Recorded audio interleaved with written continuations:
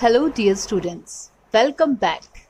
Today we will be studying about limitations of accounting and qualitative characteristics of accounting. So let's begin with limitations of accounting. Here first limitation is non-financial transactions. That means in accounting only financial transactions are recorded. There is no place for non-financial transactions. Only those transactions are recorded which have monetary value or which can be measured in terms of money. For example, purchase and sale of material, purchase and sale of assets, etc. But there are many other acts of business which are non-financial and non-monetary and which play significant role for the development of business, but not recorded as these cannot be measured in terms of money, like efficient management, demand of product or firm, good relations in industry, good working environment, etc. Here qualitative elements are also ignored. For example, number of honest employees in the firm, loyalty of employees. Though these factors affect the business in positive manner, still these are not recorded. Now second limitation is stable value of money. As we know, the value of money always changes due to inflation. Under existing accounting system, accounts are maintained considering historical cost. Here historical cost means the price of product at which it was purchased or sold. It ignores current changed value. As a result, the accounts maintained fail to show the exact financial position of a business concern. For example, a company XYZ Limited had purchased a land of rupees 2 lakh in the year 2002. And this is which year? 2020. That means in the time duration of 18 years, the price of the land would have changed. It would have cost rupees 1 crore, but XYZ Limited company is showing the amount of the land at rupees 2 lakh at which it had been purchased, as accounting assumes that value of money remains stable.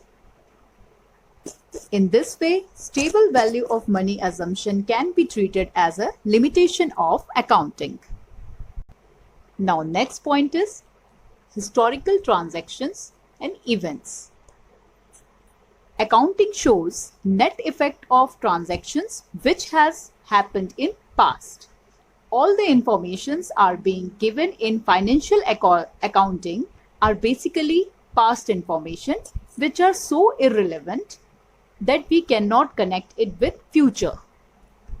These records do not help for future planning and other managerial decisions. Or we can say that it considers only those transactions which are of historical nature, that is, the transaction which have already taken place. Now next limitation is avoidance of market value. As we know, the value of assets keeps on changing, but accounting statements are prepared at historical cost. In accounting, market value is ignored and only actual cost-based treatments are given. Unless price level changes are considered while preparing financial statements, accounting information will not show true financial results. Now next point is use of estimates. Normal accounting requires estimating when preparing financial statements when exact amounts cannot be established. Estimates are obviously subjective by nature. It is the person's best guess in future prediction. These kinds of estimates are done on the basis of past experience and logic. For example, items like bad debts, reserve, method of depreciation, which you will be studying later, are determined on estimation. These estimates reduce the reliability of the accounting information. Now last limitation is Dual standards. Few things you will study later. Like in accounts, there are two important components. First, profit and loss account, and second is balance sheet. Here dual standards are followed, as profit and loss account is prepared on current prices while items of balance sheet are disclosed at old price. This kind of disparity is seen, which can be treated as limitation of accounting. Now let's find out whether accounting is a science or an art. First, let's understand what is art. An art is the practical application of knowledge for the attainment of our goals. It means art is action or doing a thing.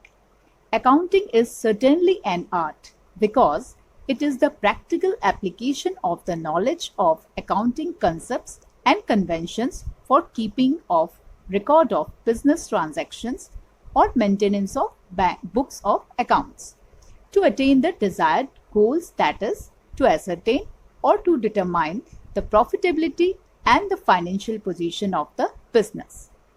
It must be clearly noted that without the thorough knowledge of accounting principles in the form of concepts and conventions, which you will be studying later, one cannot become an efficient accountant. Now let's understand what is science.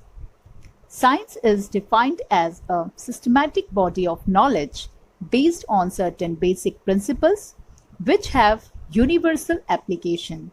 Similarly, accounting has also certain basic principles of its own. Business transactions are recorded, classified, and summarized on the basis of those definite principles of double entry bookkeeping, which you will be studying in subsequent chapters, which are generally accepted by accountants throughout the world. So, accounting is also a science. Now let us understand qualitative characteristics of accounting information. First, you need to know the meaning of qualitative characteristics. Qualitative characteristics are attributes, or we can say features that make the information contained in the financial statements useful to the users. There are 4 qualitative characteristics of accounting, as you can see in this chart: reliability, relevance, understandability, comparability. So let's begin with the first one, that is reliability. The first qualitative characteristic of accounting information is reliability. Reliability means the users must be able to depend on the information. The task of information preparer is to sustain the trust of the users. The information becomes reliable when it is free from error and bias and faithfully represents what it is meant to represent. It must be verifiable. There should not be inclusion of opinion of an accountant or any other party. The prepared information becomes trustworthy presentation when it is prepared by fully following rules and principles. Now, second one is relevance. Accounting information must be relevant to the users. Information is relevant if it meets the needs of the users in decision making. It must be available in time. It must help in prediction and feedback, and must influence the decisions of users in a positive manner. Now, third one is understandability. Understandability means that the information provided through the financial statements must be presented in a manner that the users are able to understand it. It means decision makers must interpret accounting information in the same sense as it is prepared and conveyed to them. Provided information should have clear meaning. Now, the last qualitative characteristic of accounting information is comparability. Comparability means that the users should be able to compare the accounting information of an enterprise of the period either with that of other periods, known as intra-firm comparison, or with the accounting information of other enterprises, known as inter-firm comparison. Due to quality of comparability, users take the decision by undertaking the comparison of the results of two different periods.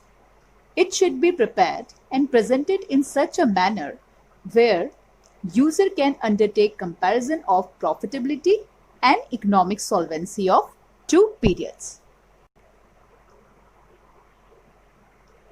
So in brief, we can say that in order to present fully correct and useful information, we must include all these four qualitative characteristics.